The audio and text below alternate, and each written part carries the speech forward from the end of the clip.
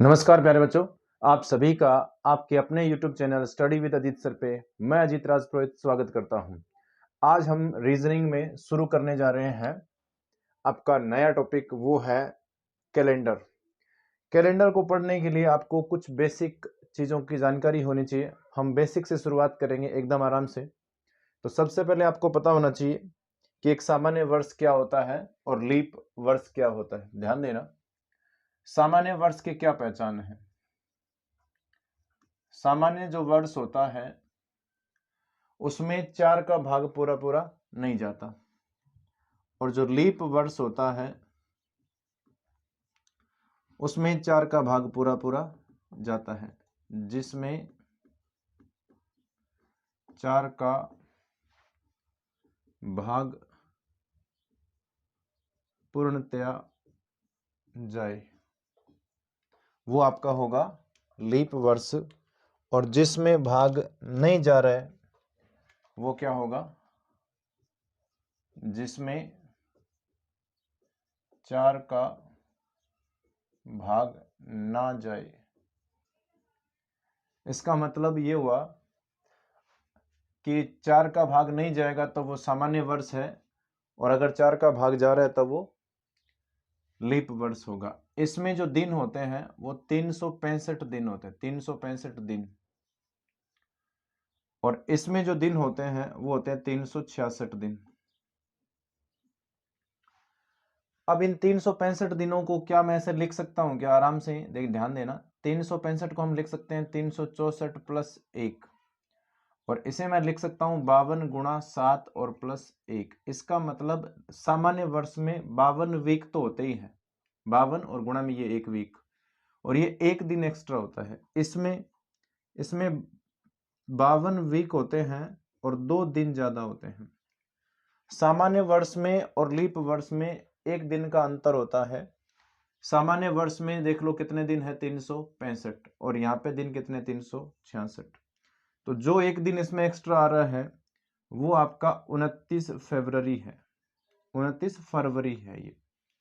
और इसमें फरवरी कितना होगा, इसमें 28 फरवरी होता है। इसमें फरवरी कितना होगा, 28। आप लोगों को भी पता है हमारे एक वर्ष की जो अवधि होती है उसमें 365 सही 1/4 दिन होता है। और ये जो 1/4 कितने साल में आएगा, 4 साल में आएगा। तो ये 4 4 से कैंसिल हुआ, तो 1 दिन जो है एक्स्ट्रा 4 साल के बाद जो आता है वो आपका होता है 29 फरवरी। एग्जाम्पल अगर मैं बताऊं कि कैसे पता चलेगा कि भाग जाता है कि नहीं जाता, अभी मैंने एक संख्या लिखी है, ऐसे 2007 लिख दिया, तो क्या आखिरी 2 जो अंक है उनमें 4 का भाग जा रहा है क्या? नहीं जा रहा, तो ये सामान्य हो गया। ऐसे ही मैं अगर 1997 लिखता हूं तो 97 में भी 4 का भाग नहीं जाता, तो इसमें ये सामान्य वर्ष हो गया। ऐसे ही अगर मैं 2011 लिखता हूं तो 11 में 4 का भाग नहीं जाता, तो ये सामान्य वर्ष हो गया। अगर एग्जाम्पल में ये मैंने इसके एग्जाम्पल लिखे हैं, और अब मैं इसके एग्जाम्पल लिखने जा रहा हूं। जैसे मैंने लिखा 2016, तो 2016 में ये देखो 16 आ रहा है, 16 में 4 का भाग जाता है। ऐसे ही मैंने लिखा 2020, 20 में 4 का भाग जाता है। ऐसे ही मैंने लिखा 2012, 1992, 1996, ये सब में देखो 4 का भाग जाता है इन सब में, इसलिए ये सारे क्या हो गए, लीप वर्ष हो गए। तो ये तो सबसे पहले आपको जानकारी होनी चाहिए। उसके साथ साथ आपको ये पता होना चाहिए कि जब से ये अपना जो विक्रम संवत वाला जो कैलेंडर शुरू हुआ है वो कहां से शुरू हुआ था? वो हुआ था 1 जनवरी, 1 जनवरी और 1 ईस्वी से हुआ था। ठीक है, एक आपने पहले भी पढ़ा होगा बुक्स में, एक होता है ईस्वी और एक होता है ईसा पूर्व। तो इनमें क्या है, जैसे ईसा मसीह का जन्मदिन जिस दिन हुआ था उस दिन को ये विक्रम संवत शुरू हुआ था। अब 1 ईस्वी का मतलब है वहां से आगे अगर हम चल रहे हैं तो 1 ईस्वी, फिर 2 ईस्वी, 3 ईस्वी, ऐसे। और उससे पूर्व है, आपने कहीं पढ़ा होगा 400 ईसा पूर्व। इसका मतलब है ईसा मसीह के जन्म से 400 वर्ष पहले का है ये। पूर्व का मतलब पहले का है और ईस्वी का मतलब ये आगे का है। 1 जनवरी को कैलेंडर शुरुआत हुई थी, 1 जनवरी को, और उस दिन सोमवार था। उस दिन कौन सा वार था? सोमवार माना गया उस दिन को ना, 1 जनवरी को सोमवार माना गया 1 ईस्वी को। ये फैक्ट है, ध्यान रखना। उसके बाद में दूसरा ये कि सप्ताह का प्रथम दिन क्या होगा? सोमवार होगा। सप्ताह का प्रथम दिन कौन सा वार होगा? सोमवार होगा। ये कुछ बेसिक फैक्ट मान लो या कुछ जानकारियां आपको मैंने बताई है। अब हम शताब्दी के बारे में पढ़ेंगे कि एक तो होता है वर्ष और एक होता है शताब्दी वर्ष। इसमें डिफरेंस बताऊंगा, फिर कैसे पता चलेगा कि कोई सामान्य शताब्दी है या फिर वो लीप शताब्दी है। अभी बात करते हैं, ध्यान देना। मैंने अभी लिखा शताब्दी जो है वो 2 प्रकार से होगी। एक तो ये होगा कि सामान्य शताब्दी, और एक होगा लीप शताब्दी।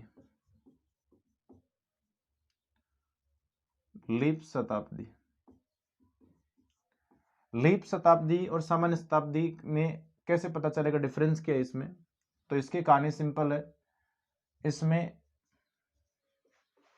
400 का भाग नहीं जाता।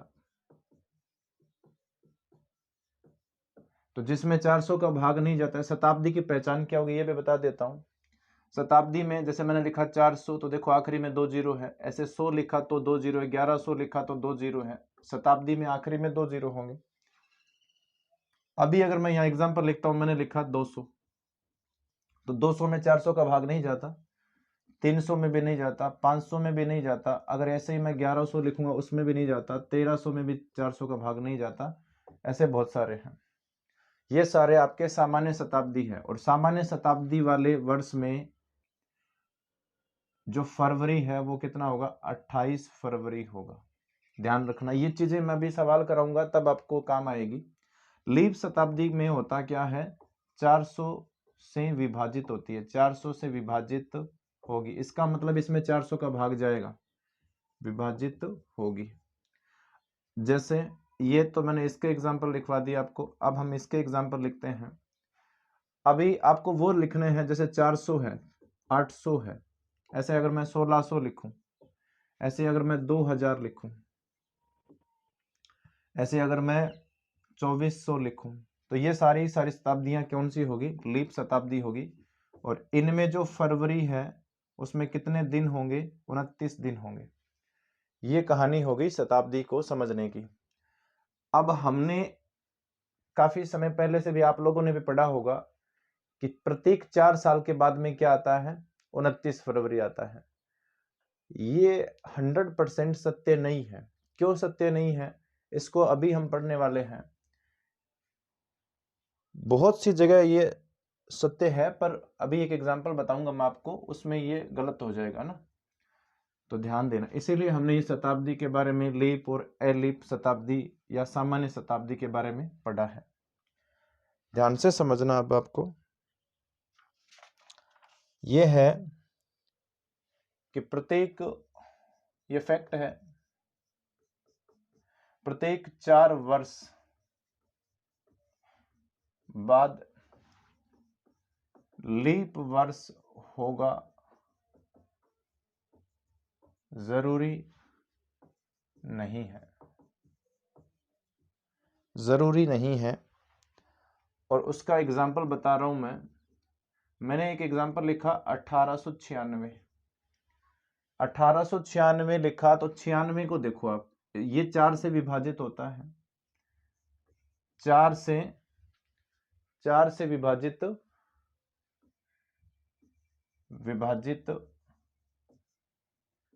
होता है। और अगर इसमें 4 का भाग जा रहा है तो इसमें कितने फरवरी होंगे? 29 फरवरी होगा इसमें। तो आपके दिमाग से तो ये होना चाहिए ना कि 4 साल बाद में फिर 29 फरवरी आना चाहिए, है ना? यही तो आप लोगों ने रूल पढ़ा होगा। तो इसमें अगर हम 4 साल और जोड़ देते हैं तो कितना होगा 1900। लेकिन मैंने अभी आपको सिखाया है कि शताब्दी में आपको 4 का भाग नहीं करके देखना है, शताब्दी को लीप है कि सामान्य है ये हम चेक करते हैं 400 का भाग करके, और इसमें 400 का भाग पूरा पूरा जाता नहीं है, इसलिए इसमें जो है 400 से विभाजित नहीं है, 400 से विभाजित नहीं है। और अगर ये 400 से विभाजित नहीं है तो इसमें फरवरी कितना होगा 28 फरवरी होगा।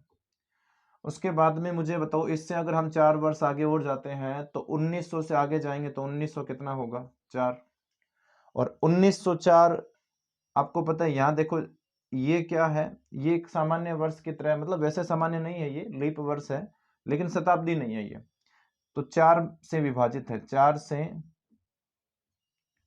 विभाजित है ये। और अगर ये 4 से विभाजित है तो इसमें मैं लिखूंगा फरवरी कितना होगा 29 फरवरी होगा। क्यों होगा, क्योंकि ये लीप वर्ष हो गया। क्या है ये लीप वर्ष है, ये भी क्या है लीप वर्ष है। तो लीप वर्ष में 29 फरवरी होता है, तो बस ये देखना है कि 29 के बाद में दोबारा ये देखो 29 फरवरी कब आया है, तो देखो इसमें आपने 4 साल ऐड कर दिए, इसमें भी 4 साल ऐड कर दिए, तो 4 और 4 को ऐड करने पे कितना 8 वर्ष बाद, 8 वर्ष पश्चात ये आपका 29 फरवरी आया है। देखो तो ये रट्टा मत मार लेना कि 4 वर्ष बाद ही आता है लीप वर्ष। लीप वर्ष कई कई जगह 8 वर्ष बाद भी आता है ना। तो अब हम नेक्स्ट फैक्ट की तरफ चलते हैं। 100 वर्षों में लीप वर्ष कितने होते हैं और सामान्य वर्ष कितने होते हैं ये पढ़ेंगे अभी। 100 वर्षों में कितने लीप वर्ष होते हैं और कितने सामान्य वर्ष होते हैं। अभी मैंने एक, चलो सवाल ही मान लेना, 100 वर्षों में कितने लीप वर्ष होते हैं। 100 वर्षों में कितने लीप वर्ष होते हैं, तो ध्यान देना 100 वर्षों का मतलब ये हुआ कि इसे हम 2 भागों में बांटते हैं। 100 को मैं 2 भागों में बांटूंगा तो एक तो 1 से 99 तक का हो गया, 1 से 99 वर्षों तक, और एक आखिरी हो गया 100वां वर्ष। क्योंकि ये शताब्दी है तो इसमें हम 400 का भाग करके डिसाइड करेंगे कि इसमें फरवरी कितना है। और इसमें 99 में आप देख लो, 99 में अगर मैं 4 का भाग करता हूं तो ये 8 2 बार जाएगा और यहाँ जाएगा 4 बार, यहाँ मैंने लिखा 16, कितना बचेगा 3। तो इसमें 24, देखो 24 ऐसे वर्ष हैं जिनमें 4 का भाग जा रहा है, तो कितने लीप वर्ष हो गए। और इसमें हम 400 का भाग करेंगे जो कि पूर्णतः जाता नहीं है, तो ये सामान्य शताब्दी है। ये कौन सी शताब्दी है, सामान्य शताब्दी है। और अगर ये सामान्य है तो इसमें आपके फरवरी कितना होगा 28, लेकिन इसमें 24 ऐसे वर्ष हैं 99 वर्षों में जिनमें 29 फरवरी आएगा, तो 24 लीप वर्ष है। लीप वर्ष कितने हैं 24। तो फिर आपके सामान्य कितने बच गए भाई, कुल वर्ष कितने ये बताओ, कुल वर्ष कितने हैं, ये वर्ष है भाई, वर्षा नहीं है। कुल वर्ष कितने हैं, कुल वर्ष आपके हैं 100 में से 24 निकाल दो कितना बच गया 76 वर्ष आपके सामान्य हो गए, है ना। तो ये भी एक फैक्ट है, या आप क्वेश्चन भी मान सकते हो, इसको ध्यान में रखना चाहिए आपको। उसके बाद में अगर मैं ये बोलूं 400 वर्षों में, 400 वर्षों में कितने लीप वर्ष होते हैं, ये तो मैंने अभी 100 का बताया था। अब 400 में कितने लीप वर्ष होते हैं ये हमें सीखना है। 400 वर्षों को मैं इसे डिवाइड कर सकता हूं, अलग अलग बांट सकता हूं, देखना कैसे। 1 से 100 तक, फिर 101 से 200 तक, फिर हम 201 से 300 तक, और ऐसे ही 301 से 400 तक। ध्यान देना अब आपको ये है भाई, अभी हमने थोड़ी देर पहले पढ़ा है कि यहां पर 1 से, एक्चुअली बच्चे क्या करेंगे 400 में भाग करेंगे, ऐसा नहीं करना है।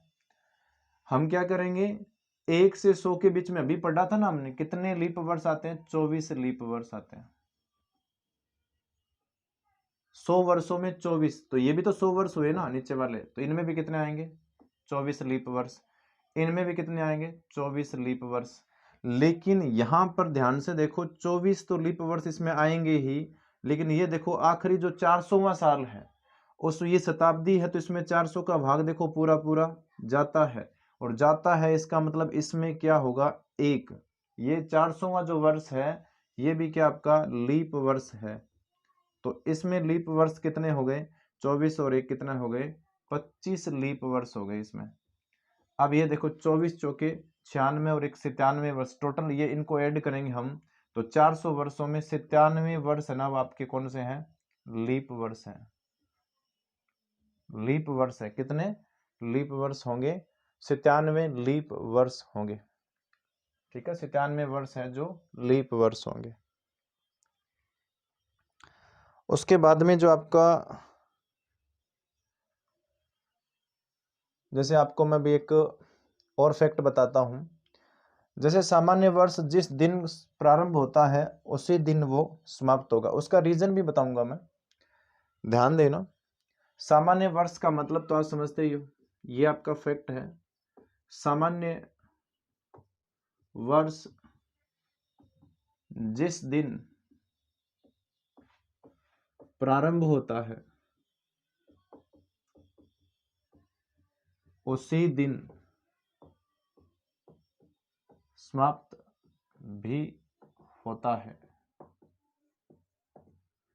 सामान्य जो वर्ष है जिस दिन प्रारंभ होगा उसी दिन समाप्त भी होता है। दूसरा फैक्ट ये है कि लीप वर्ष जिस दिन प्रारंभ होता है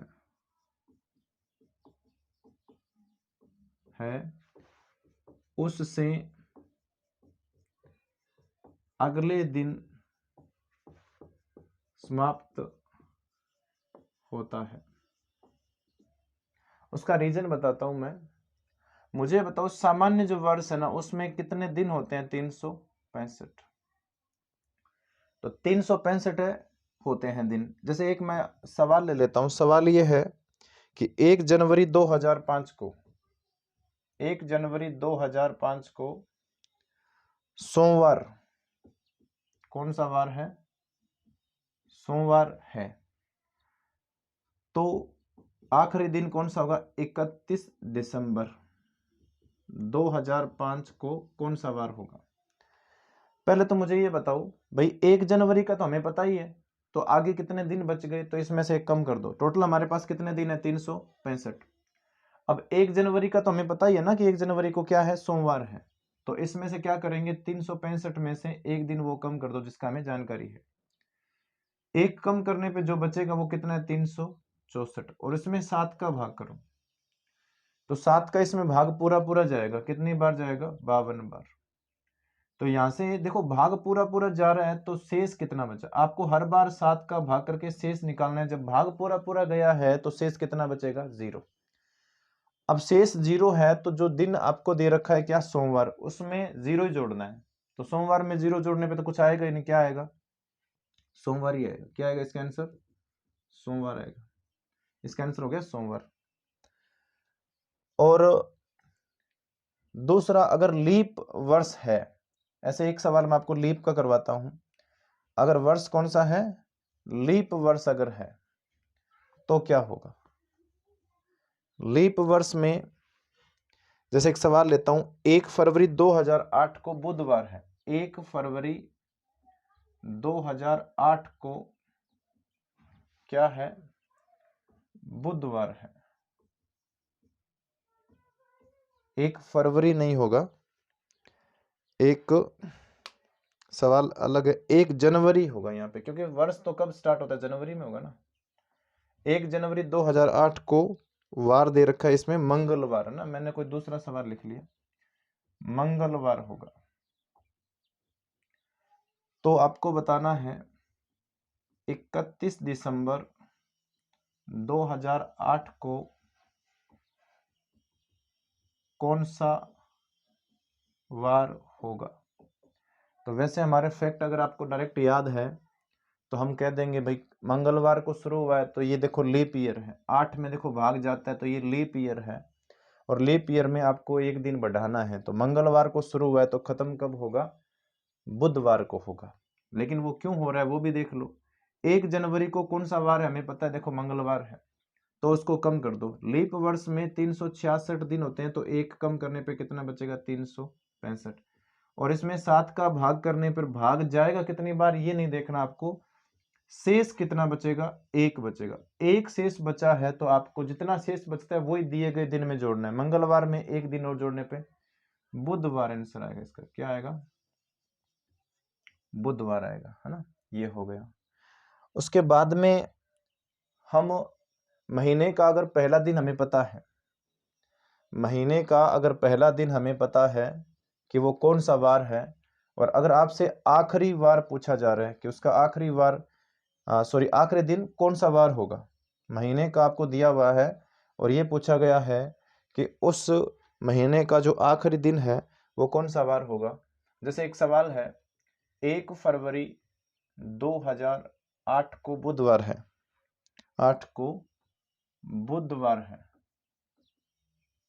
तो आप ये बताओ 29 फरवरी 2008 को कौन सा वार होगा। ये बहुत सिंपल है, इसमें वही कहानी है सेम। आपको एक दिन का तो पता ही है, 29 फरवरी है तो उसमें से एक दिन कम कर दो जो हमें जानकारी है। एक दिन हमें पता है ना, उसको मैंने हटा दिया तो अब हमारे पास क्या बचेगा, 28। और 28 में 7 का भाग पूरा पूरा जाता है। तुम लोग ये सोच रहे हो कि 7 का भाग क्यों कर रहे हैं, वीक में कितने डे होते हैं, 7, इसलिए 7 का कर रहे हैं। तो पूरा पूरा कट गया तो शेष कितना आया बताओ, 0। अब 0 आया तो बुधवार में कुछ नहीं जोड़ना है, तो हमारा आंसर क्या होगा, बुधवार होगा। ठीक है। ऐसे ही अगर मैं और सवाल लिखता हूं, ठीक है, ये देखिए नेक्स्ट सवाल अगर हम लिखते हैं, अगर हमारे पास ये है 1 अप्रैल 2009 को सोमवार है, 1 अप्रैल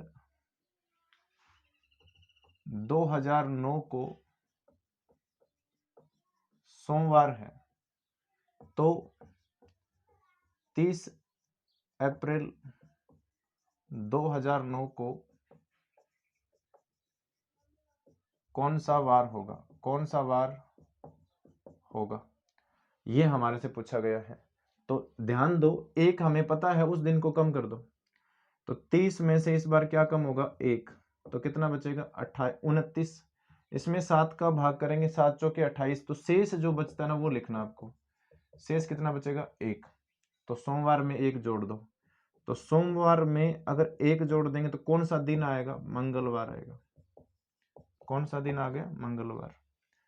ऐसे ही अगर मैंने आपको फरवरी का करवा दिया, ऐसे ही 30 दिन वाला करवा दिया, महीना जो 30 दिन का होता है। ऐसे ही अगर हम 31 का देखेंगे, 1 जनवरी 2016 को शुक्रवार है, 1 जनवरी 2016 को शुक्रवार है, 1 जनवरी 2016 को इसने ये कहा है कि शुक्रवार है, तो फिर 31 जनवरी 2016 को कौन सा वार होगा, 31 जनवरी 2016 को कौन सा वार होगा। सिंपल कहानी एकदम।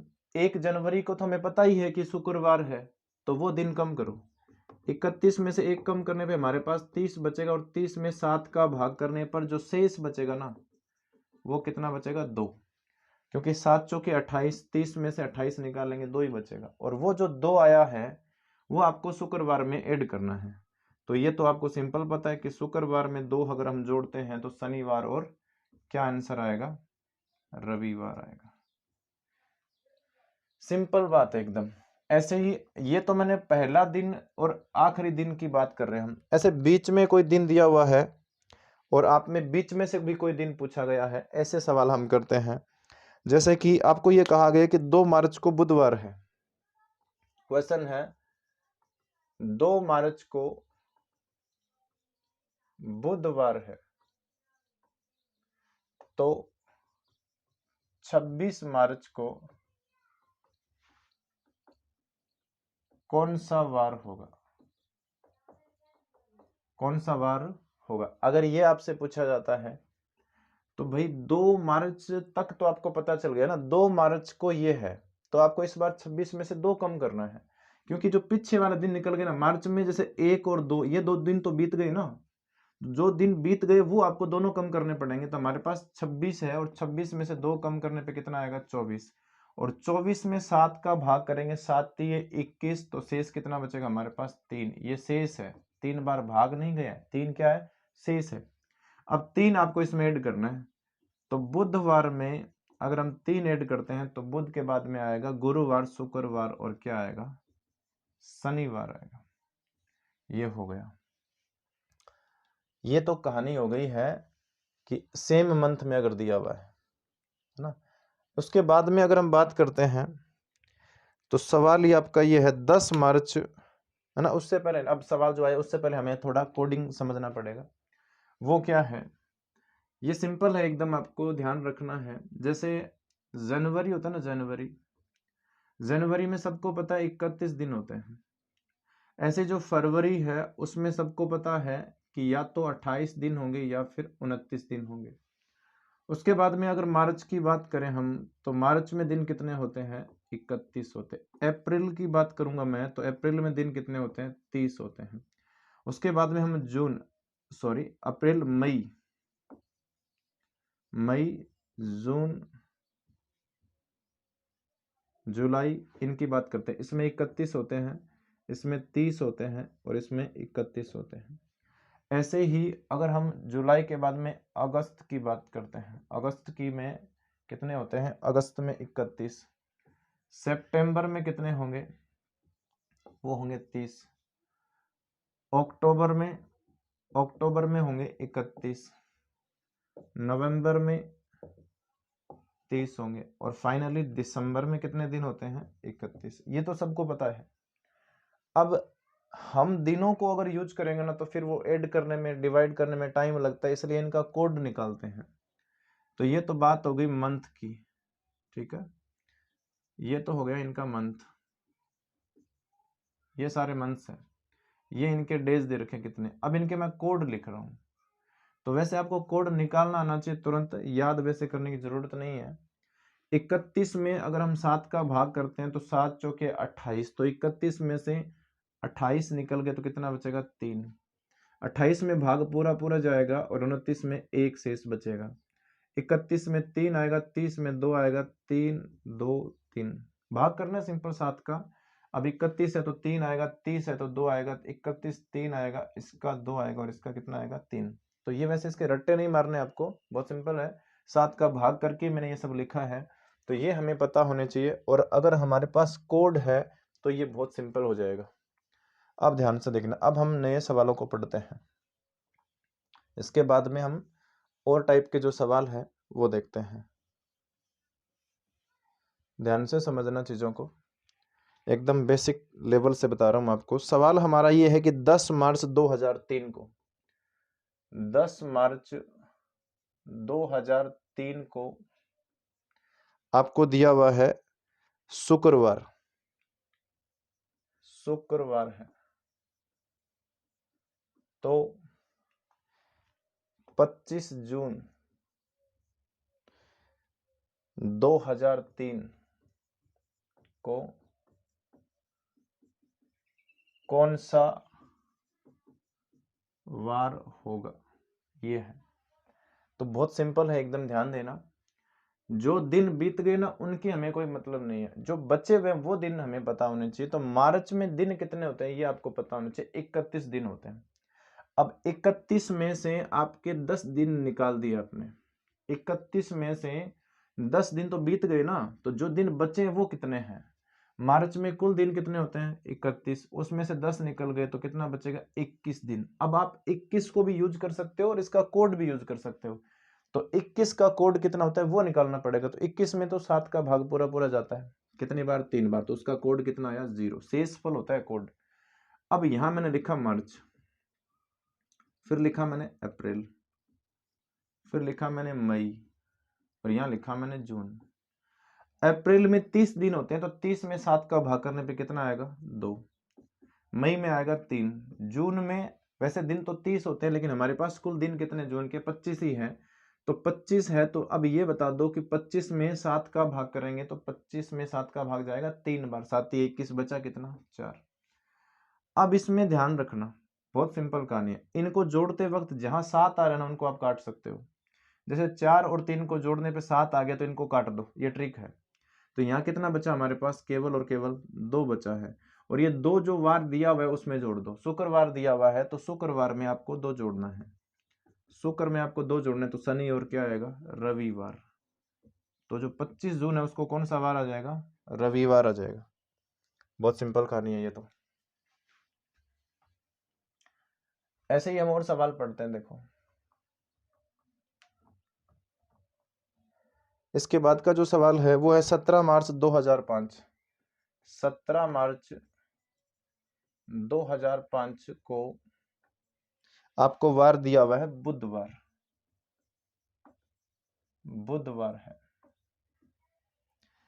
तो 12 सितंबर 2005 को, 12 सितंबर 2005 को कौन सा वार होगा। तो कहानी वही है, मार्च में दिन कितने होते हैं, मैं पहले मंथ लिख लेता हूं सारे। यहां पे क्या लिखा मैंने, मार्च, फिर हम लिखेंगे अप्रैल, मई, जून, जुलाई, अगस्त और सितंबर। अब यह 17 है, मार्च में दिन होते हैं 31, तो 31 में से आपने 17 निकाल दिया, दिन कितने बचे 14, और 14 में 7 का भाग पूरा पूरा जाता है, तो मार्च का जो कोड है वो कितना आएगा 0, शेषफल 0 बचेगा। अप्रैल में 30 दिन होते हैं, इसका 2 बचेगा, फिर इसका 3, इसका 2, फिर 3। जुलाई में और अगस्त में ये ध्यान रखना दोनों का कोड 3-3 होता है, तो यहाँ भी 3। और सितंबर है, उसके हमारे पास दिन कितने हैं 12, और 12 में 7 का भाग करने पे कितना बचेगा हमारे पास 5, शेषफल बचेगा 5। ठीक है, अब ध्यान देना, देखो 2, 3 और 2 को जोड़ने पे कितना हो गया 7, 5 और 2 7 कट गया। यहाँ पर 6 और 5 कितना आएगा 11, और 11 में 7 का भाग जब करेंगे तो 7 1 का 7, तो बचा कितना 4 शेष बच गया। और 4 शेष है तो आपको 4 जोड़ना है, किसमें, बुधवार में। हमारे पास अभी कौन सा वार दिया हुआ है, बुधवार, उसमें 4 जोड़ेंगे तो बुधवार के बाद में गुरुवार, शुक्रवार, शनिवार और रविवार आएगा। क्या आएगा, रविवार, इसका फाइनली आंसर आ गया। उसके बाद में अगर हम बात करें तो सवाल ये है कि 5 जुलाई 1999 को, 5 जुलाई 1999 को कौन सा वार होगा। 5 जुलाई 1999 को कौन सा वार होगा, कौन सा वार होगा यदि 20 नवंबर 1999 को, 1999 को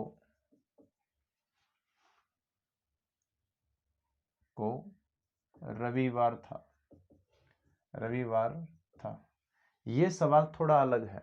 क्यों अलग है, पहले तो ये बताओ आप कि जो डेट यहाँ पे दे रखी है ना 5 जुलाई जो आपसे पूछी गई है वो पहले आती है, और जो यहाँ पे रविवार दे रखा है वो डेट बाद में आएगी। तो उसने पीछे का पूछा, जैसे मैं बताता हूँ 5 जुलाई है और यहाँ पे 20 क्या है, नवंबर है, तो इस दिन रविवार था।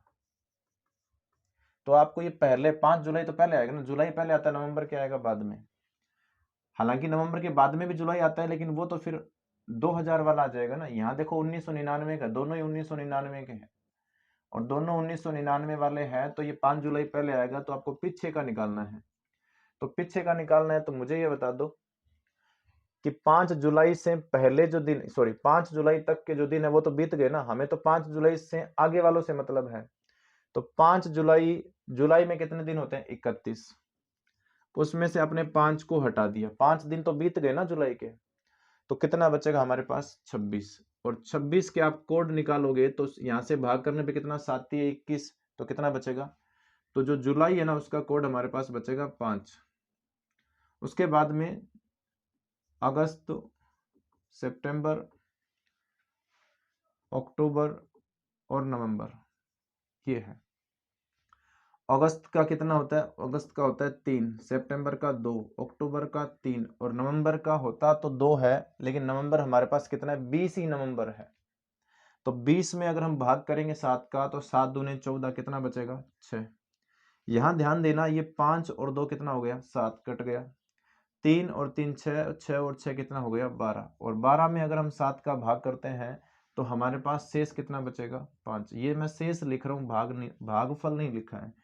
अब ध्यान देना, पीछे का अगर निकालना हो तो पहले आपको लिखना पड़ेगा कि पीछे का ज्ञात करने के लिए, पीछे का निकालने के लिए पहले आपको 7 में से ये 5 घटाना है के लिए।